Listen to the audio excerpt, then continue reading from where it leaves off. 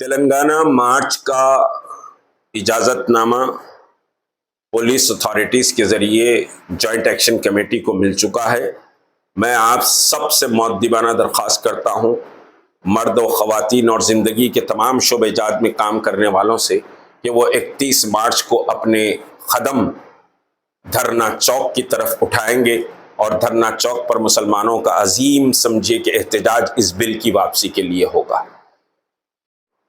بسم اللہ الرحمن الرحیم، الحمدللہ رب العالمین۔ تلنگانہ مارچ جو 31 مئی کو دھرنا چوک پر منعقد ہوگا وقف کے سیاہ قانون کے خلاف، اور میں یہ اطلاع دیتے ہوئے مسرت کا اظہار کر رہا ہوں کہ ابھی جوائنٹ ایکشن کمیٹی کے ہمارے 2 قائدین جناب عثمان محمد خان اور جناب سید نظام الدین صاحب نے ابھی deputy commissioner of police central zone سے ابھی پرمیشن کی کاپی کو وصول کر لیا ہے۔ تو یہ اللہ کا کرم ہے کہ تلنگانہ مارچ کا پرمیشن آپ کو مل چکا ہے۔ دراصل یہ تلنگانہ مارچ کئی مرحلوں سے ہوتا ہوا 31 مئی کو پہنچا، اور 31 مئی 2 بجے آپ کو دھرنا چوک پورے آب و تاب کے ساتھ پہنچنا ہے۔ یاد رکھیے، ہندوستانی مسلمانوں نے گزشتہ 7 دہوں میں بڑے کٹھن حالات سے اپنے آپ کو گزارا ہے اور حالات کا مقابلہ کیا ہے۔ حتیٰ کہ ملک کی ظالمانہ تقسیم کے بعد مسلمانوں پر الزام لگا کہ یہ پاکستانی ہیں، اس کا مقابلہ کیا۔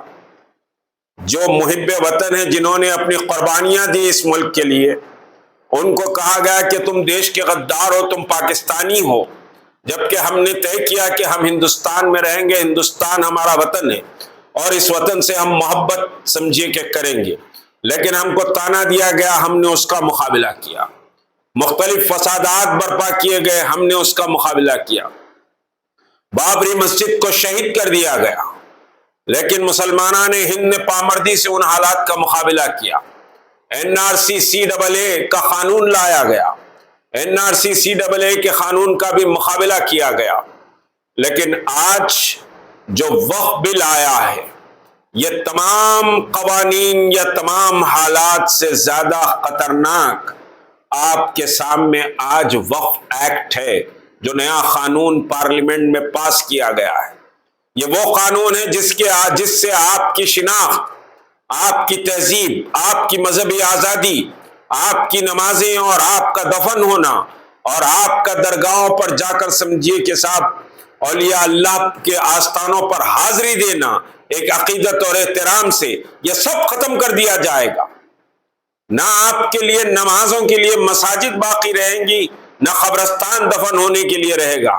ابھی بھارتیہ جنتا پارٹی اتر پردیش کے سینئر ممبر آف پارلیمنٹ نے کہا کہ مسلمانوں کو قبرستانوں میں دفن نہیں ہونا چاہیے، ملک کی زمین کم ہے، ان کو جلانے کے لیے سمجھیے کہ صاحب آمادہ کیا جائے۔ تو یہ نئے شوشے اٹھ رہے ہیں، اور یاد رکھیے کہ جب مسجد چلے جائے گی، جب قبرستان چلے جائے گا، تو پھر آپ کا گھر بھی چلا جائے گا، آپ بھی نہیں بچیں گے، نہ آپ کا دین بچے گا، نہ آپ بچیں گے۔ اس لڑائی کے لیے جوائنٹ ایکشن کمیٹی نے 31 مئی کو تلنگانہ مارچ کا اعلان کیا ہے۔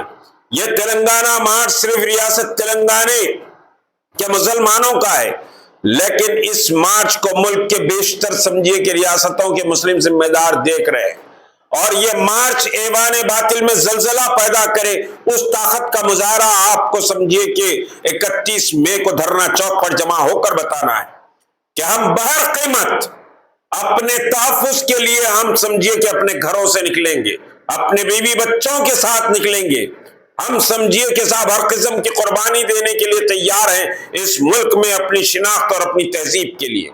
اس سمجھیے کہ صاحب عزم کے ساتھ آپ کو اپنے گھروں سے نکلنا ہے۔ یہ وقت گھروں میں بیٹھنے کا نہیں ہے، یہ وقت سیر سپاٹے کرنے کا نہیں ہے، یہ وقت اپنے وجود کی لڑائی میں آپ کو دمخم دکھانے کا ہے کہ ایوان باطل کو بتا دے کہ ہم ہر قیمت پر اس ملک